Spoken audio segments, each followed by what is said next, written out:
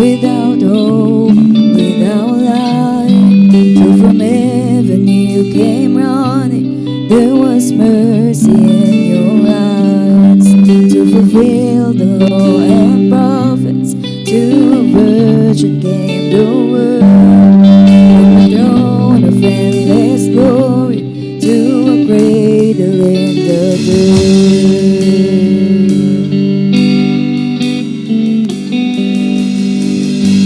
Praise the Father, praise the Son, praise the Spirit, three in one.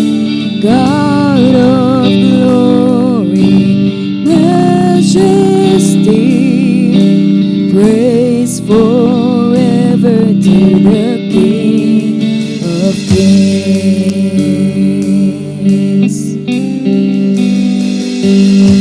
To redeem the kingdom coming, and to reconcile the lost. To redeem the whole creation, you did not despise the cross. For even in your suffering, you saw to the other side.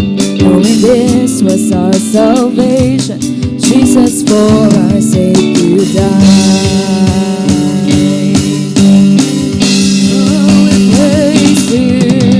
Praise the Father, praise the Son, praise the Spirit, three in one.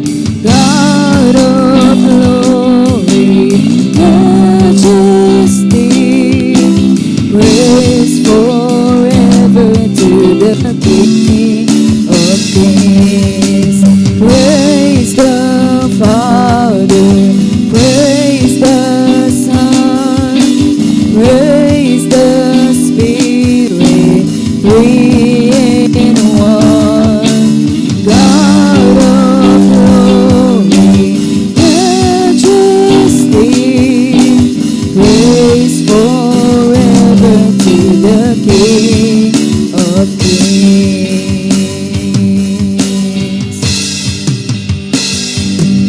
To reveal the kingdom coming, and to reconcile the lost. To redeem the whole creation, you did not despise the cross.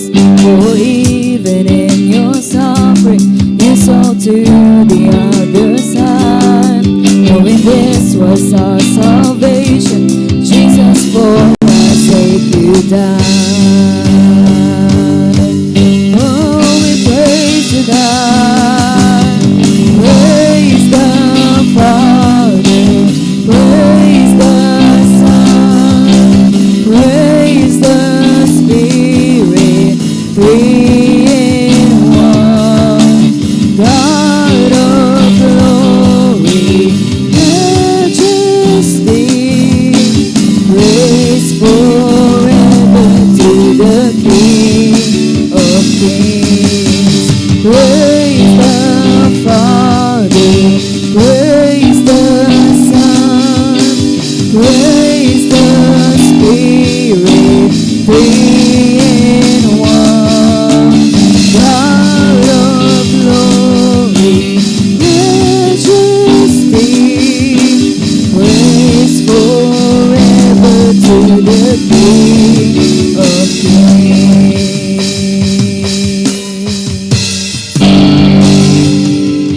The morning that you rose, all of heaven held its breath.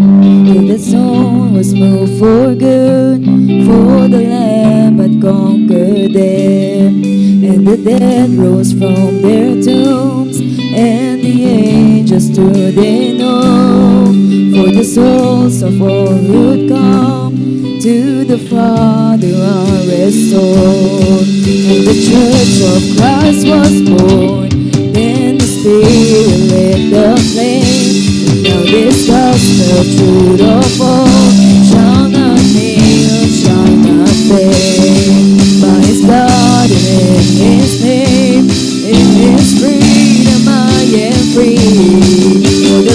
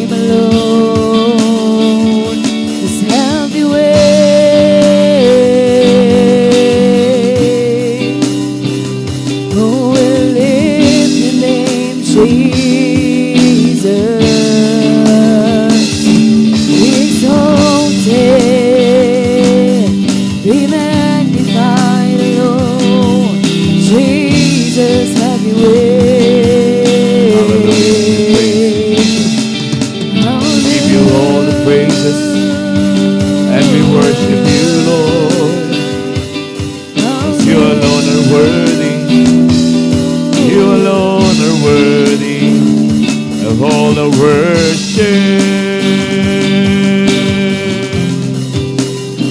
Yes, we lift you higher, Lord. We'll worship you. We worship you, Lord. Hallelujah, you're worthy, worthy. Giving you all of the praise.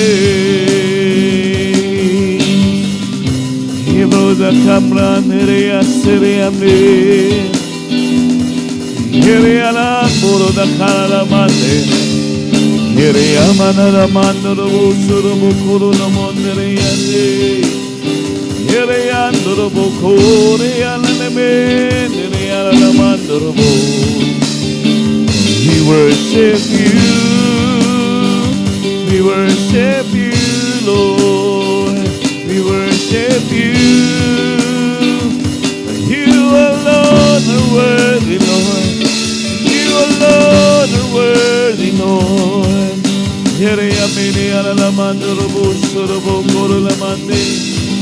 Worthy, worthy, worthy. Blessed be your holy name. Blessed be your holy name. We worship you, Lord. Worship you. We give you praise. You alone are worthy. And you alone are worthy, Lord. Hallelujah. We worship you and praise your holy name, God. There's no one who's worthy but you alone, our Lord. We give you the honor, we give you the glory. You deserve the highest praise, and your name be lifted high. We look unto you and gaze upon your beauty, O God. We are here in your temple to worship you and praise you and honor you, God. You alone are worthy. You're worthy, Jesus. You're worthy, Abba Father. We worship you. We worship you, Lord. We worship you. Hallelujah. Thank you for everything. Thank you for your wonderful love, your wonderful grace. Thank you for your healing power. Thank you for your great provision. Thank you for your protection. Thank you for being good and so faithful to us. Thank you, Lord, for you never fail us and you never forsake us. Thank you, God, you fulfill your promises. Thank you, God, for guiding us with your Holy Spirit. Thank you for your word. Thank you for the Holy Spirit. Thank you for everything that we are enjoying from you, God. Thank you for every day. Thank you for people whom you have brought to our lives. Thank you, Lord, for this family. Thank you, Lord, for this ministry. Thank you, Lord, for the Holy Spirit. Thank you so much, God. Maraming salamat po, Panginoon. Salamat dahil patuloy kang kumikilos nangunguna sa aming mga buhay at patuloy kang nagpapahayag ng iyong mga katotohanan sa aming mga buhay. Maraming may mga bagay, Panginoon, na hindi namin agad-agad na-absorb.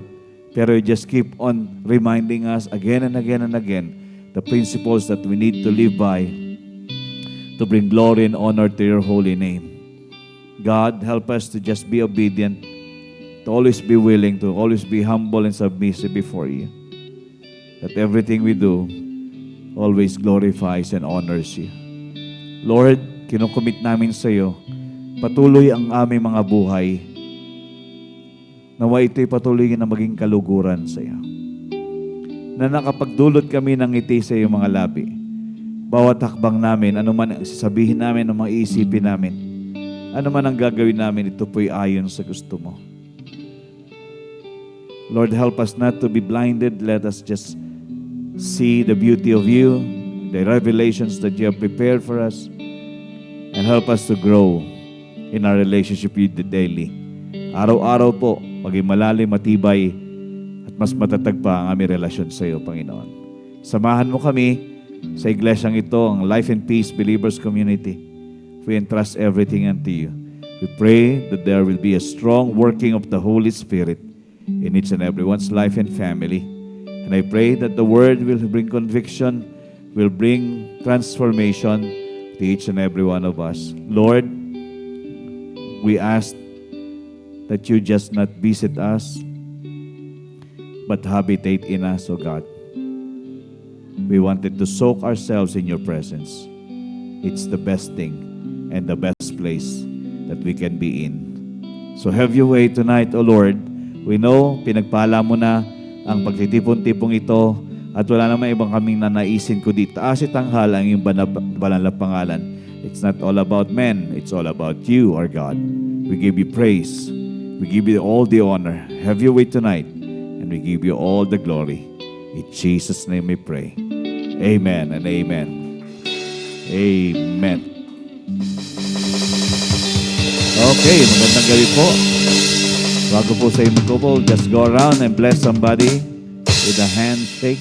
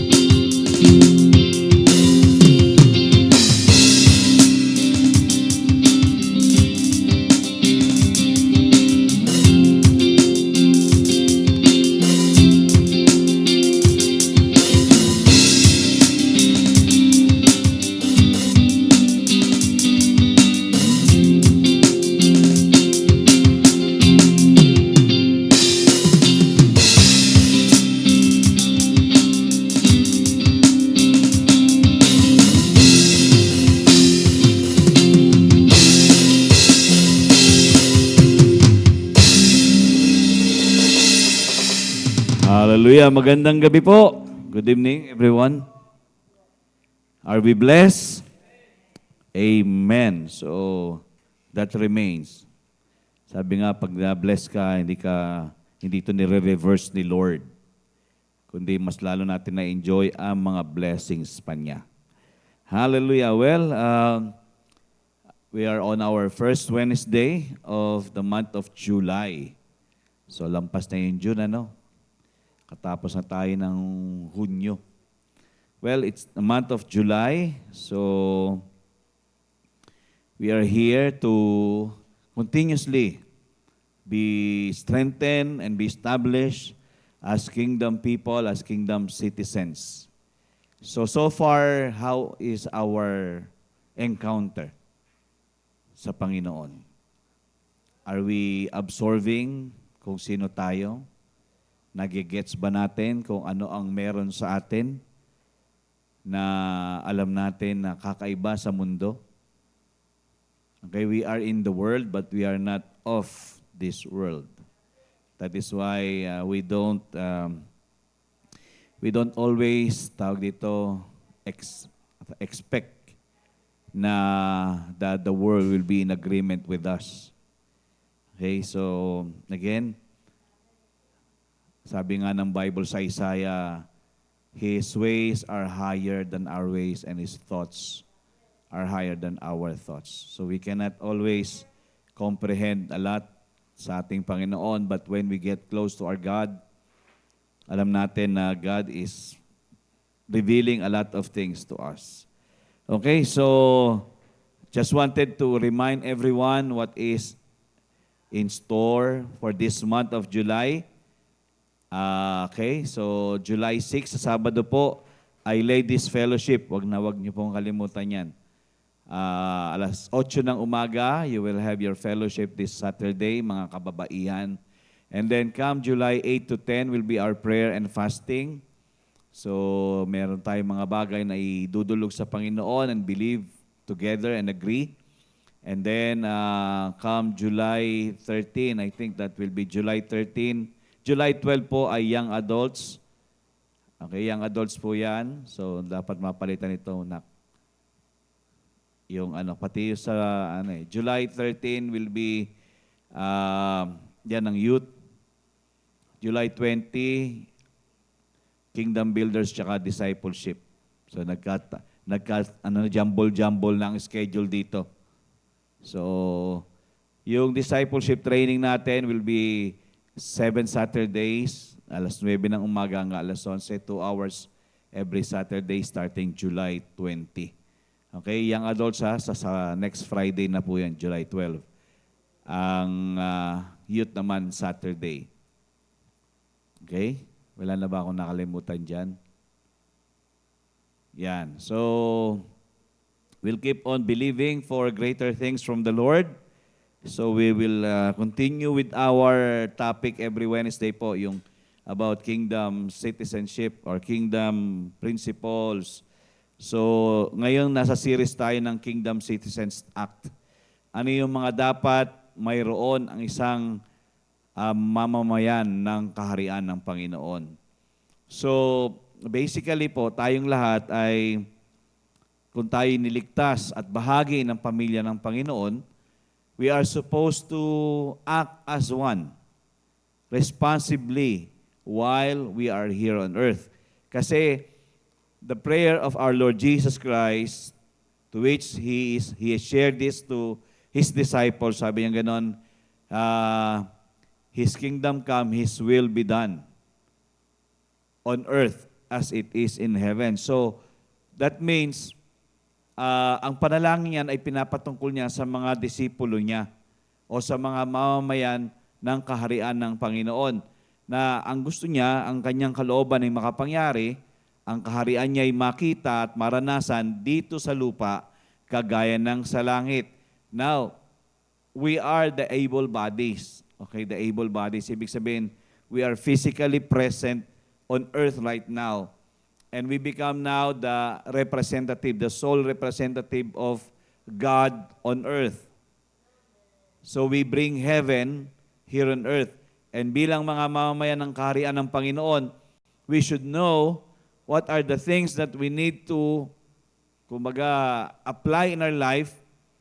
May mga bagay tayong dapat na, kumbaga, nagiging kagawian natin na alam kong ito'y, tawag dito, ay hindi somehow approved ng mundo, but there they will see the difference between who God is working with and who God is not working with.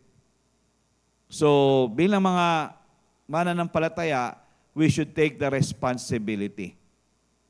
Okay, yung salita pa lang responsibility, response and ability. Dalawang word. So pag tayo ay mga totoong mamamayan ng kaharian ng Panginoon, we take responsibility. Okay, so we just don't say, bahala ka na God. Which is the normal prayer that we do is, bahala ka na Lord. Pero tayo yung may kamay, may paa, may bibig, may katawan, dapat, Panginoon, bahala kang kumilos sa akin para maipakita kita sa kanila. So, yun po yung dapat mayroon tayo, yung pag-angkin ng totoong identity po natin.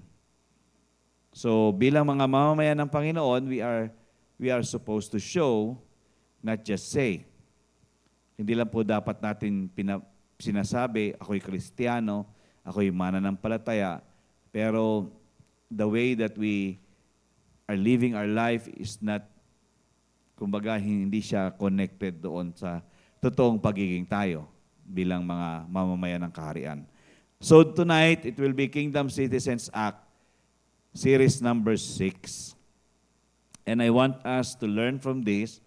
This is very basic, but I know ito po yung magiging malaking tulong sa atin para ma-identify talaga natin kung sino tayo. Ano ang dapat na kagawian po natin. So, tonight, gusto kong makita niyo ito. Yan, Matthew 6. Ito po yung mga talata na gusto kong pagbulay-bulayan at pag-aralan natin. Sabi nga nun, Matthew chapter 6. So in the past, binasa natin yung Matthew 5, yung about the Beatitudes, at kung ano pa yung mga pinag-usapan natin. But tonight, this is what I want us to get.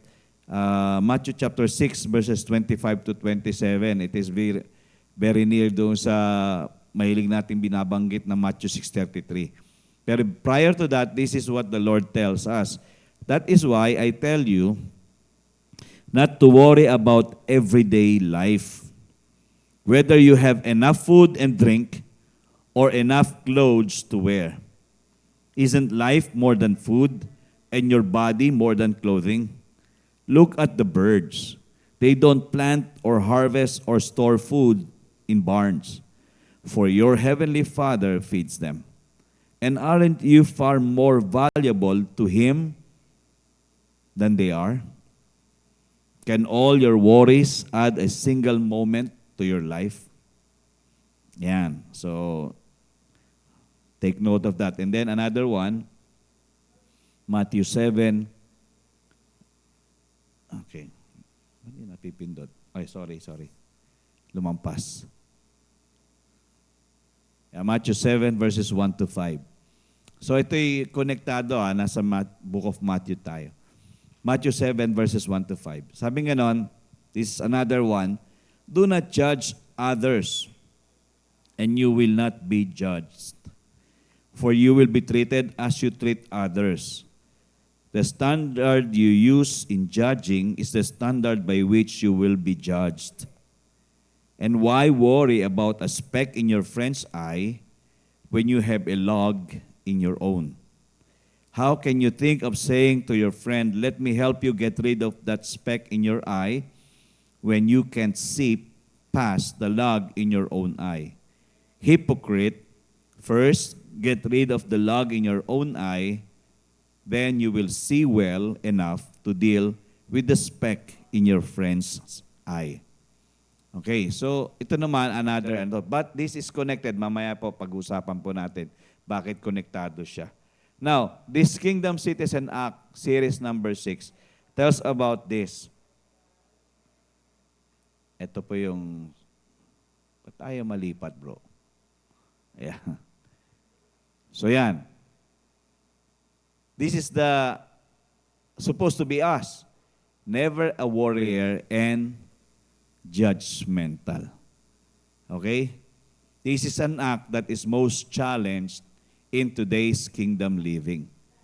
Okay? So, I want us to notice na ito pong senaryong ito o itong mga kagawian na ito ng mga bagay-bagay sa buhay natin, itong mga gusto niyang iparating sa atin ay mga bagay na most challenged. Yung pagiging warrior at pagiging judgmental. Are we in agreement that this is the most challenged part ngayon? Pagiging mapag-alala at pagiging mapanghusga. Di ba?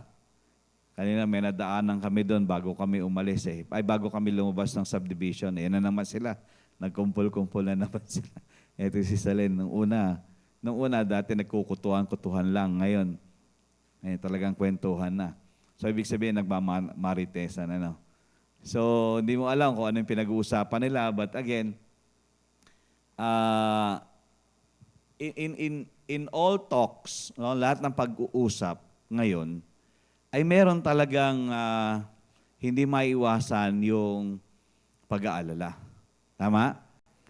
Lahat po tayo kasi na-challenge tayo. And at the same time, while we are worrying, there are times na natutokso tayo namang mag-judge. Sa pag-aalala natin, hindi natin alam na nakakapaghusga na tayo sa mga nakikita natin. Why is this like this? Why is this like that? So, lahat po tayo bilang mga mananampalataya sa panahong ito ay challenged. Okay? Ito po yung most challenged sa kingdom living sa panahong ito, yung pagiging mapag-alala at mapaghusga. So, ina-address ng Panginoon ito for us not to fall into the trap of the enemy, to which nasusuppress natin yung faith and at the same time, nasusuppress natin yung love. Nakukuha niyo po ba? And we are supposed to operate in faith. And we are also supposed to operate in love. But, kung tayo po ay, kumbaga, nasukol o na talagang na-caught ng pag-worry at pagiging judgmental, hindi na natin makita yung ganda ng pananampalataya at hindi na natin makita ang ganda ng pagmamahal. Wala na tayong nabubulaga na talaga as in. But the kingdom citizen should always be not a warrior and never a judgmental person. Agree po ba tayo dito? Ay sasabihin natin, Pastor, ang daling sabihin, ang hirap gawin. Ano? Which is, totoo naman po. Lahat naman po tayo, kung iisipin natin, ang pagiging mapag-alala ay palaging nag-aaray sa atin. At ang pagiging mapanghusga ay palagi rin nag-aaray sa atin sa dami ng ating napapansin. Tama? That is why, yung mga talatang binasa po natin ay gustong iparating ng Panginoon sa atin for us to be enlightened in our spirit that we are not supposed to stay as one, a warrior and a judgmental. Okay? Truth number 1. Ito ang katotohanan. Unang-una, dapat nating maintindihan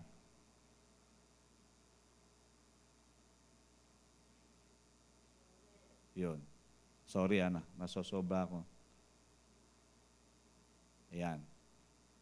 Okay.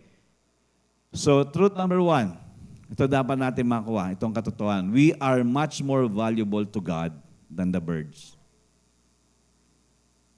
Okay?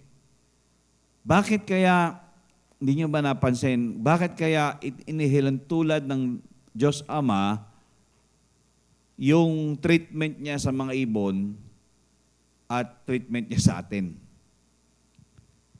Kasi at times, we really are moved. Okay, nararattle tayo with the issues and events that is happening in our life. But, ang gusto ni Lord, ibaling yung focus natin doon sa etong mga bagay na ito na sinasabi ko sa inyo. Sabi niya, napansin niyo ba yung mga ibon? Hindi naman sila nag-iipon. Hindi naman sila kailangang trumabaho. Instinct sa kanila yung mag-hunt ng kanilang kakainin, di ba? Pero, hindi nila inisip na mamamatay sila sa gutom. Na magkakaroon sila ng issue sa kahirapan. Na magkakaroon sila ng alalahanin kung paano sila mabubuhay sa pagbukang liwayway. So sabi ng Panginoon sa atin, are we not more valuable than the birds? And us being a person whom, kumbaga na-expose sa maraming issue ng alalahanin, it has become a roots in us that we need to uproot. Okay? May mga bagay na dapat tayong ina-uproot sa atin na ang hirap-hirap nating ma-uproot talaga. Di ba? Honestly, it's the work of the Spirit of God for the things that are unnecessary to be uprooted in us. And then, He can begin to rebuild again or replant again if we are willing enough to say, God, I don't want to be succumbed or I don't want to be enveloped by worries anymore. Because I know I am more valuable than the birds eh. Kaya nga, binigyan niyan diin dun sa Matthew chapter 6, verse 27, can all your worries add a single moment to your life?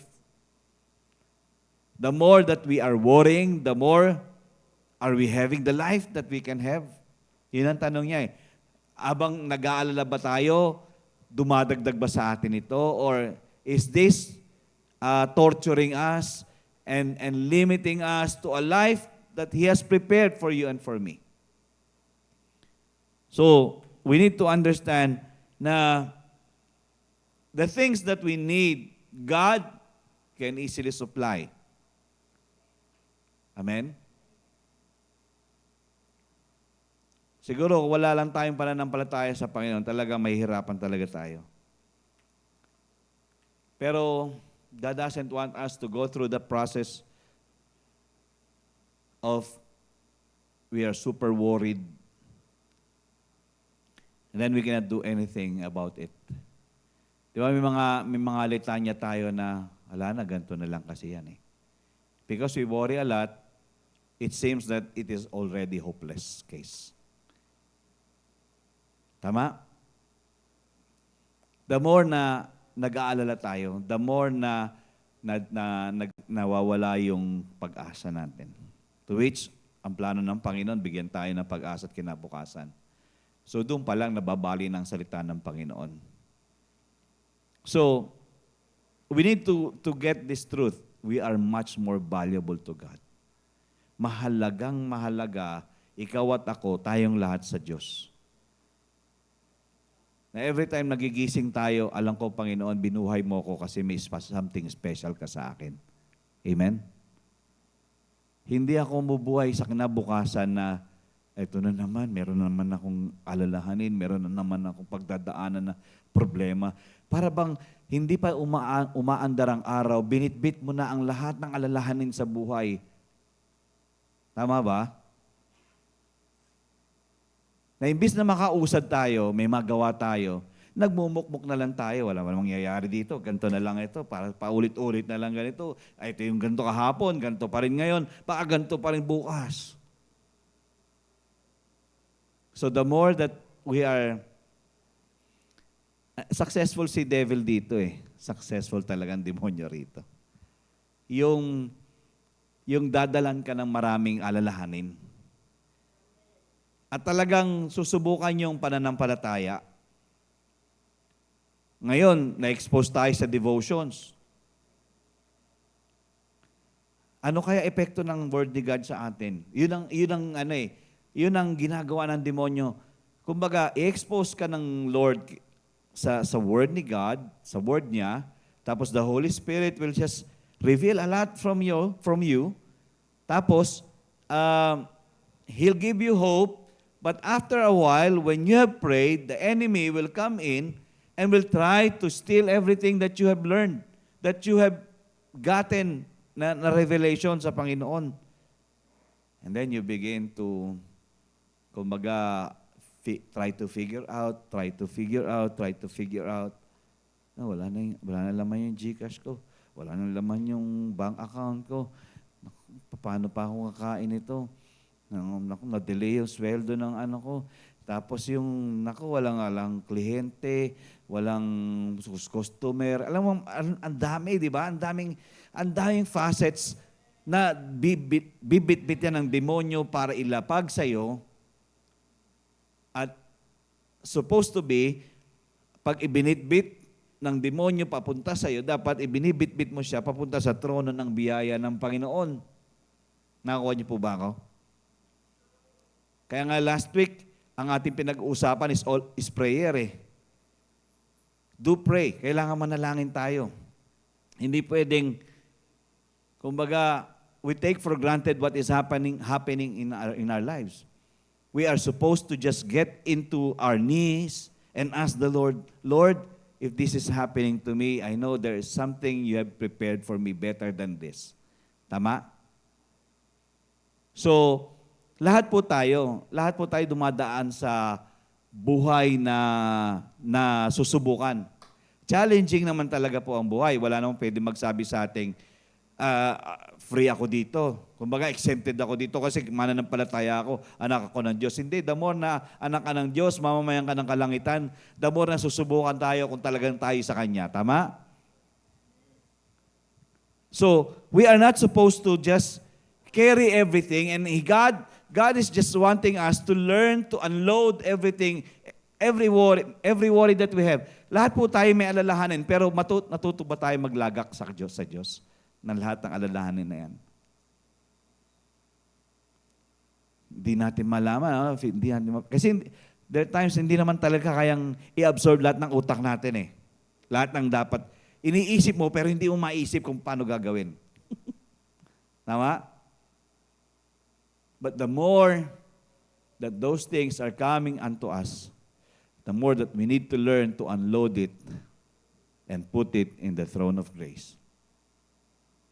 Because God doesn't want us to think we are less valuable. Every day, Do we accept that we are more valuable than the birds of the air? That He can provide everything that we need?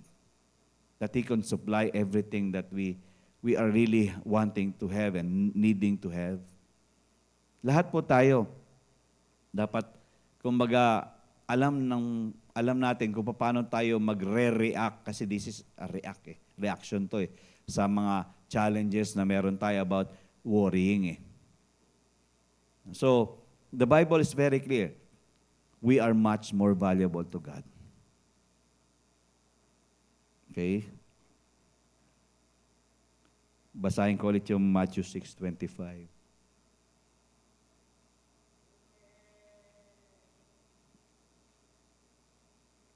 Babalikan ko yung 6:25. Ayaw ulit mag-pump. Yan. Okay, this is Jesus speaking, sabi nga ni Jesus, that is why I tell you not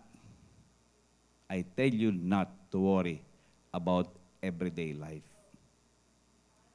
Whether you have enough food and drink, or enough clothes to wear. Is it life more than food, and your body more than clothing? Look at the birds. They do not plant or harvest or store food in barns, for your heavenly Father feeds them. And aren't you far more valuable to Him than they are?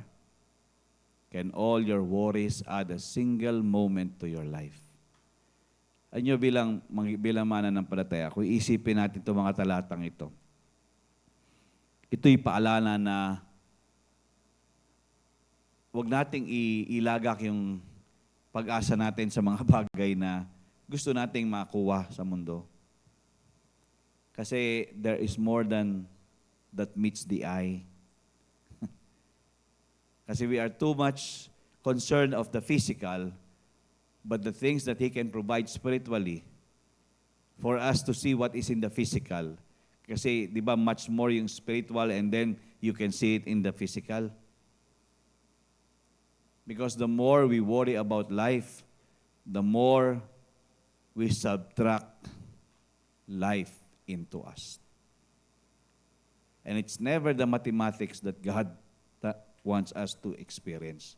It is never His formula for us to be subtracted, magkaroon ng subtraction sa ating buhay. He wants us not to worry. Okay? Sabi nga lang dito, as kingdom people, tingnan niyo po we are marked by the special assurance that comes from knowing who God is and who we are to Him. We are already marked ng special assurance. So, ibig sabihin, lahat po tayo, basta anak tayo ng Panginoon, markado tayo. Totoong anak ng Panginoon, totoong mamamayan ng kalangitan. And He delights in taking care of us. Naniniwala po ba kayo dito?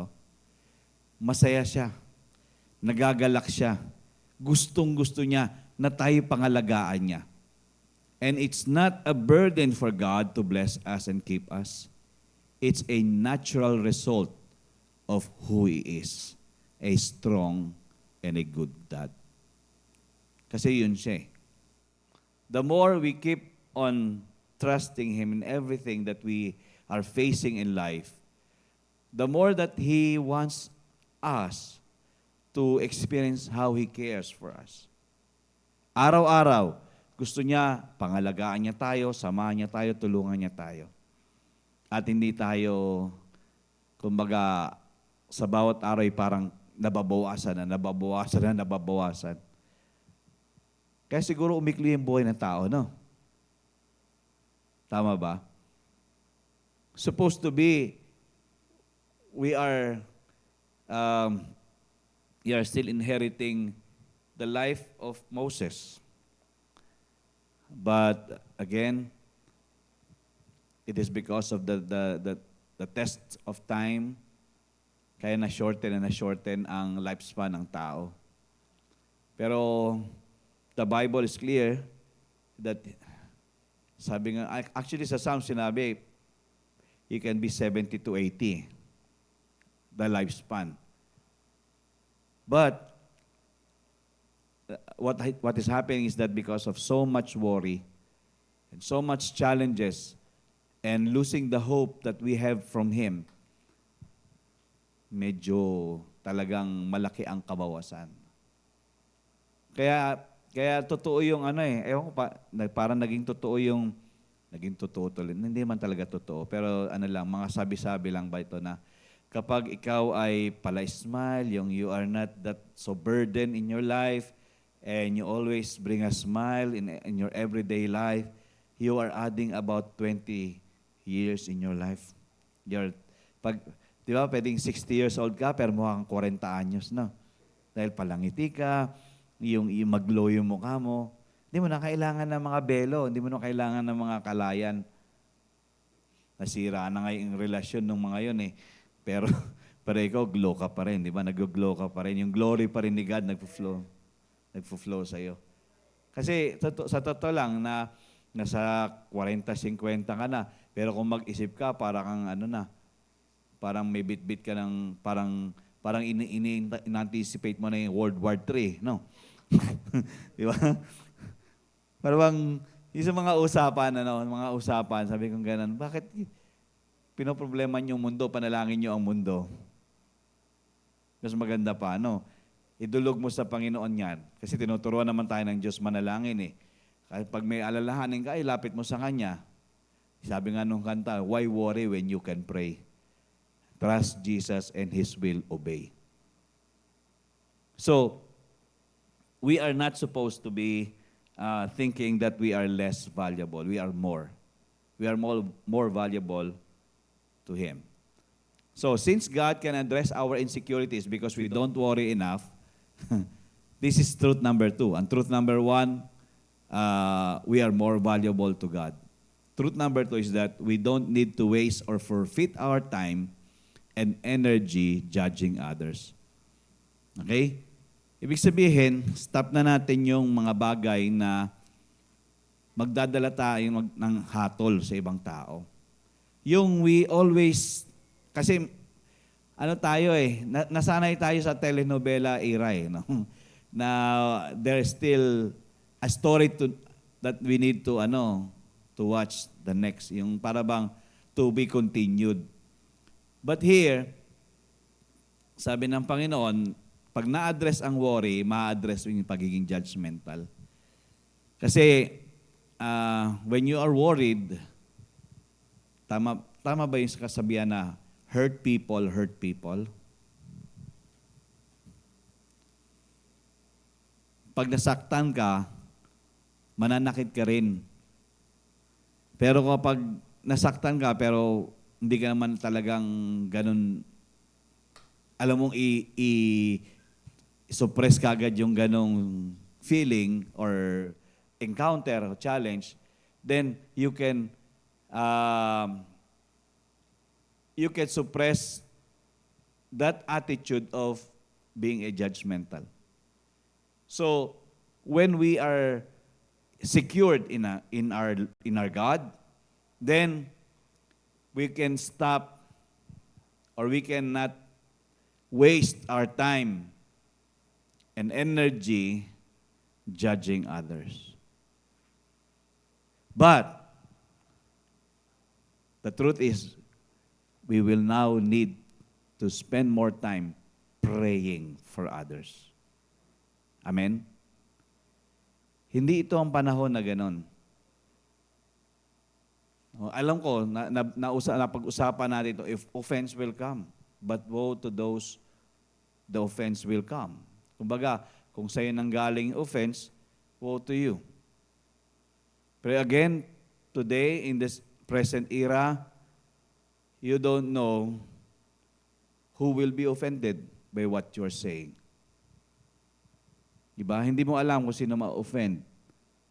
Again, you can be all nice, but still you can be offended. You can be offensive to other people. You are not supposed to try to be nice always. Because the Lord will always Kumbaga, remind you, just rebuke. There are times you need to be intentional in what you need to do. Just like Paul to Peter. Nung si Peter ay nakikita ni Paul na nakikisalamuha sa mga hintil, ano ang ginawa ni Apostol Pablo?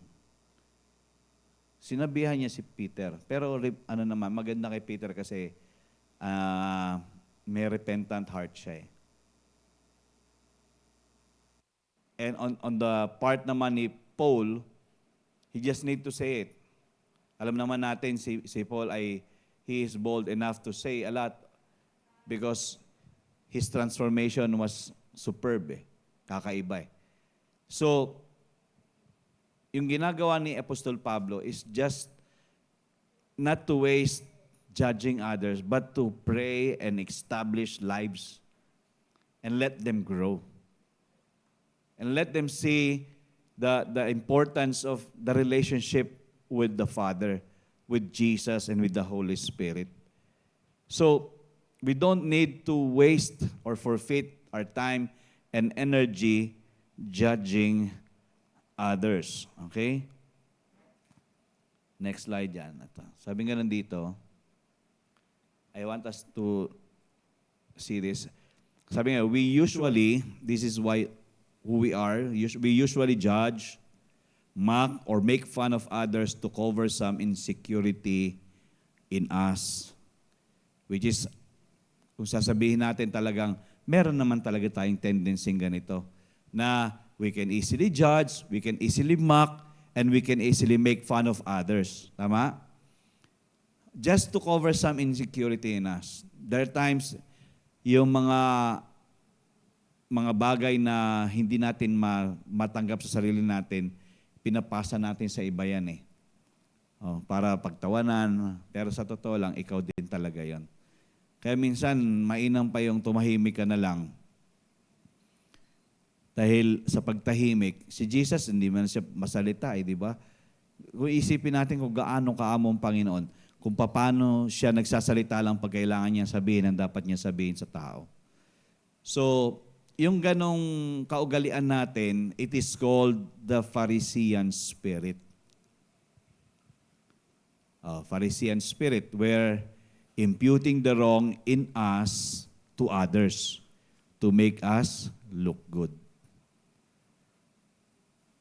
Okay, ang Pharisee spirit ay we have that so much tendency in criticizing people, to which ayaw natin na magkaroon tayo ng ganitong, kumbaga, senaryo sa ating pagiging mananampalataya, na we can always impute the wrong in us to others so we will be looking good. Kung mali, di mali, umamin na lang, di ba? Hindi naman lahat ay perfectong tao.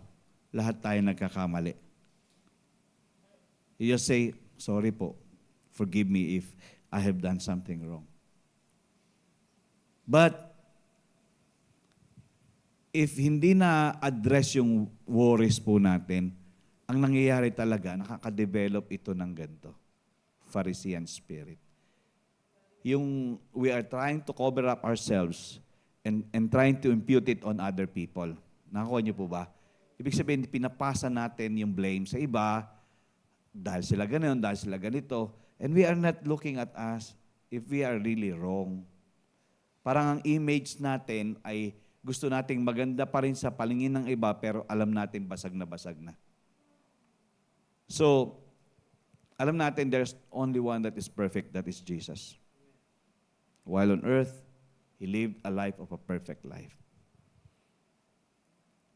And you will see how Jesus is dealing with these disciples. He's just telling them na, you are not supposed to be warrior. You're not supposed to be judgmental. Kasi lumalaro tayo doon sa laro ng mundo, laro ng relihiyon, na kapag hindi mo kapareha, sisiraan mo. Hindi po yun yung hindi po yun yung act na gusto ng Diyos sa ating lahat. And I hope you understand what I'm saying here. As much as possible, we arrest the Pharisee spirit in us. That when we are tempted to judge other people and mock other people or make fun of others, we rebuke it. Tayo mismo magre-rebuke sa sarili natin. To which we know, it doesn't help us. Because we cannot always take the glory. The glory belongs to the Lord alone. Amen? Kingdom people learn to bring our insecurities to God and allow Him to remind us of who we are to Him. Lahat po ng mga insecurities, kasi pag insecure ka, yung nga ang tendency mo, when you are hurting other as well. So yung lahat ng mga insecurities, siguro yun yung pinaka, natin dito, i-catch natin dito, yung last na pinag-usapan natin, yung we need to pray. Diba, ang pinag-usapan natin is all about yung the Lord's Prayer. Sinisa-isa po natin yun. So, ang gusto ng Panginoon, you need to learn to come to me always for these things to be addressed. So, kingdom people learn to bring our insecurities to God and allow Him to remind us of who we are to Him. Lord, hindi ako ito. Alam kong hindi mo ako ginawang ganito. Naninira ng tao, nanging-criticize ng tao. Alam kong ginawa mo ako para mag-build ng buhay ng ibang tao. Hindi ako nandito para, kumbaga, sira na nga, sinisira ko pa. Dahil para bang yung, di ba, yung babaeng nahuli sa pangangalan niya? Anong sabi ng mga tao? Nahuli namin itong babaeng to in the act of adultery. So lahat sila may dalang bato. O di sinabihan si Jesus, anong gagawin namin dito? And Jesus just fell on his knees and just wrote something sa sand. And then tumayo siya at sinabi, okay, ganito gawin natin. Ang walang kasalanan, siyang unang pumukol. Okay? Tapos ginawa niya ulit. Lumod na naman siya, sulat-sulat na naman siya doon sa buhangin, sa lupa. At nung tumayo ulit siya, sinabi niya doon sa babae, nasaan na yung mga yung nag-aakusa sa'yo? Wala na. Kasi there are times we are so much engrossed in the life of others where we are supposed to be mindful of our life. Is it really pure and pleasing before our God? So we need to bring our insecurities to God and help us, and let God help us to be reminded of who we are to Him. And then we are not picking on others with a judgmental mentality.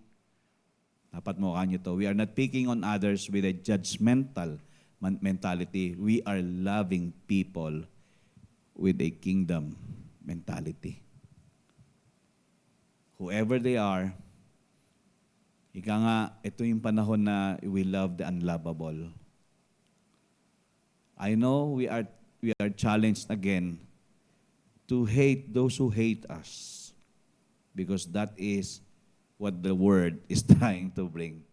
The message of the word is when you hate me, I hate you too. And it's never like that. Because Jesus was never like that. He only hates the one who do sin. Because sin is not him. It's not from him. But when we pick on others, we know that we belong to one another. Just like sa amin, sa mga kapastoran, Sabi ko, actually si Bishop yung chairman, sinasabi niya, nung nagbi-meeting kami ng Monday, sabi niya, alam nyo, ayan, nakikita natin ang mga sablay ng mga pangit ng bawat isa sa atin. Wala, ibig sabihin, wala ni isa sa atin magaganda ang lahat ng ginagawa. Pero bakit tayo pinagsasama-sama? Para sirain ba natin ang isa't isa? O para tulungan natin ang isa't isa na mabuhay para sa Kanya at maglingkod lang at gawin ang kalooban niya? Sabi niya ganon, lahat yan gusto ng Panginoon na mapag-isa. Even the worst of the worst, we are not entitled to pick on them, to judge them. We are entitled to love them. And having that kind of mentality, the kingdom mentality of loving people. Is the last.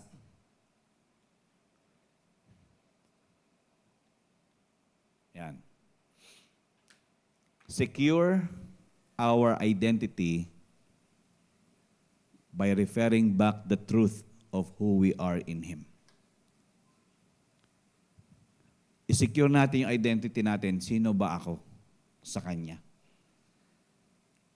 Ano yung katotohanan na meron ang Diyos patungkol sa akin? And yung last dyan, act as kingdom citizens. I know we are always challenged and we will always be challenged. But the will of the Lord is for His will to be done. Amen? Gusto niya pa rin yung kalooban niya makapangyari. Yes, we cannot at times, kumbaga, stop or hold the events that will come our way. But after that, how do we respond?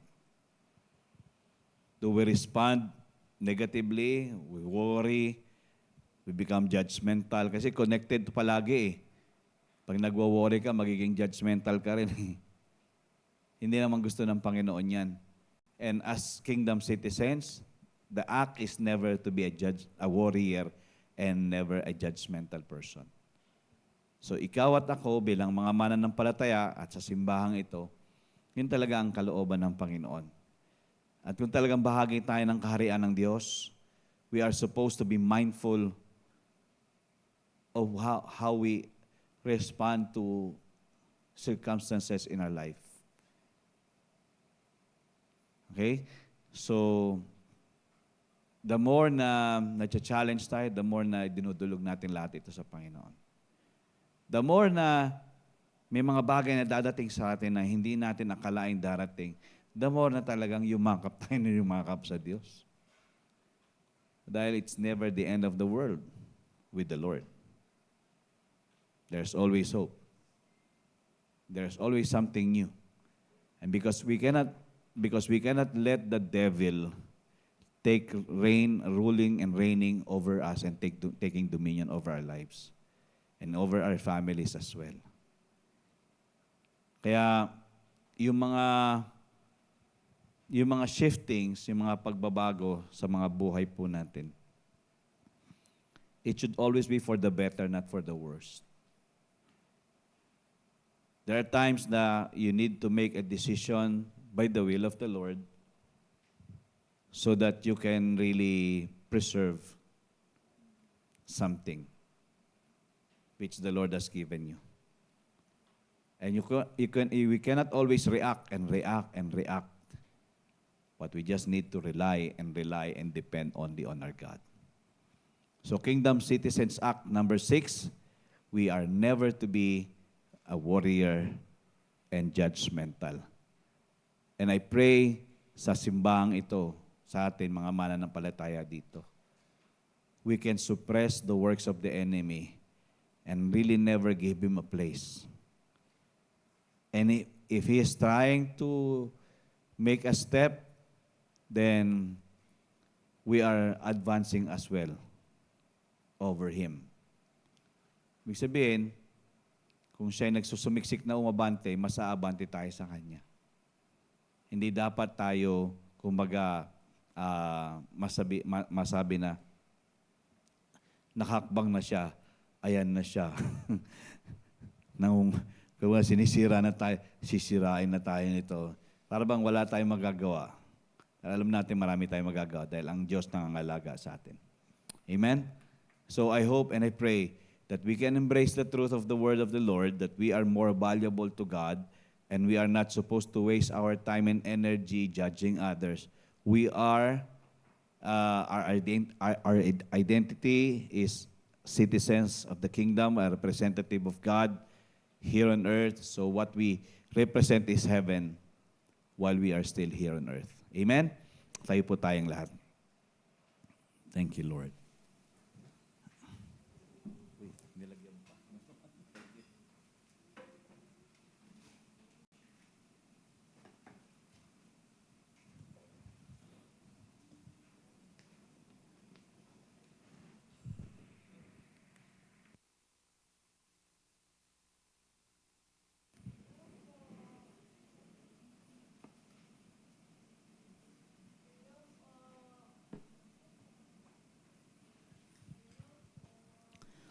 Hallelujah.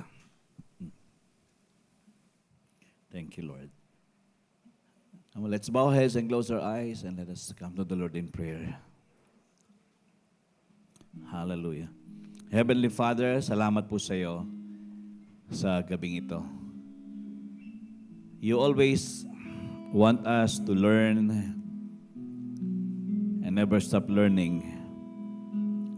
And you always want us to change and never stop changing. For the better, not for the worse. All your plans and all your thoughts for us are all favorable for us. Not to be harmed, to prosper, to always have hope and future. Declaring, Lord God, that this church will continuously live the life as a kingdom citizen. We follow you with fear and trembling. And we don't disregard the things that we are learning and being revealed to us. But rather, Lord God, we take notice of it every day by the Spirit of the living God. Lord, speak to us every day. Remind us of who we are unto you. We know, God, na mas mahalaga kami kaysa sa mga ibon. Mahalaga kami sa iyo, Panginoon. Kaya nais mo kaming pangalagaan, tulungan sa lahat ng aspeto ng buhay na ito. Ayaw mo kaming pagkulangin, ayaw mo kaming magapi, ayaw mo kaming kapusin, ayaw mo kaming masalat. Ayaw mo kami, Panginoon, na naapektuhan ng mga bagay-bagay na gawa ng aming kaaway. Dahil gusto mo, Panginoon, na nasa ilalim kami ng pangangalaga mo araw-araw. At alam namin gagawin mo po yun. Kaya tulungan mo kami, Panginoon, na pumili araw-araw na pagkatiwalaan ka manampalataya sa iyo. At palaging dumulog sa iyo sa lahat ng oras at pagkakataon at sa lahat ng haharaping mga challenges, O God. Lord, hinuhubog mo kami bilang mga mamamayan ng kalangitan dito sa lupa. At sa pamagitan ng iyong banal na Espiritu, patuloy mo kaming ipaalalahanan at tulungan mo kami na maisakatuparan ang lahat ng ito. Lord, sa ganang aming mga sarili, masasabi namin hindi po namin kakayanin kung ang reliance and dependency lang namin is on our own strength and ability. But we humbly say, we need you so badly. Kailangan ka po namin. And we cannot boast of our own abilities and strength. We can only depend on your strength and on your ability. Every day, God. Lord, sakupin mo mga puso po namin. I pray that the Spirit of the living God will arrest our hearts every day. That we will keep being reminded of the things that we are supposed to be, the life that we need to live. Help us to be more responsible as believers of the Lord Jesus Christ and as a representative and an ambassador for you. Lord, nandito kami. Hindi lang kami tinawag na Kristiyano. Kami asin at liwanag sa mundong ito. Tulungan mo kami, Panginoon, araw-araw sa mga inaharap namin, mga pagsubok. Alam naman namin, nagagarantiyan kami na kami pa yung magwawagi sa piling mo. Kasi apart from you, there is no victory. But with you, we will always have victory. So Lord, have your way in our lives. Have your way in this church. I pray that every family will love one another, pray for one another, strengthen one another, build up one another, and grow together for your glory and for your honor. Thank you so much, Lord God. You will keep us strong and united. You will just help us to live this life responsible, to honor and please you, God. That we do things heartily as to the Lord and not unto men. So God, take over niyo pong patuloy ang simbahang ito. At syempre, yung mga pamilya po namin. I pray that there will be a visitation, not just a visitation, but a habitation of the Spirit of the living God in every home, in every family. That we can be always having conviction to do your will and never be apart from it or away from it. And we don't give place to the devil, but we are rising up and taking dominion over the works of the enemy. Salamat po, Panginoon. Totoo ka, Panginoon, sa iyong mga pangako. Habang kami nananatili sa iyo, ano man ang hahawakan ng aming mga kamay, pinagpapala. Saan man itungo itapak ang aming mga paa, ito po'y pinagpapala mo rin. Salamat, Panginoon, kada deklarasyon namin, alam namin at kada panalangin, alam namin may katugunan at lahat, Panginoon, ng kaluwalhatian ay maibabalik palagi sa iyo. We know, God, every prayer will be answered.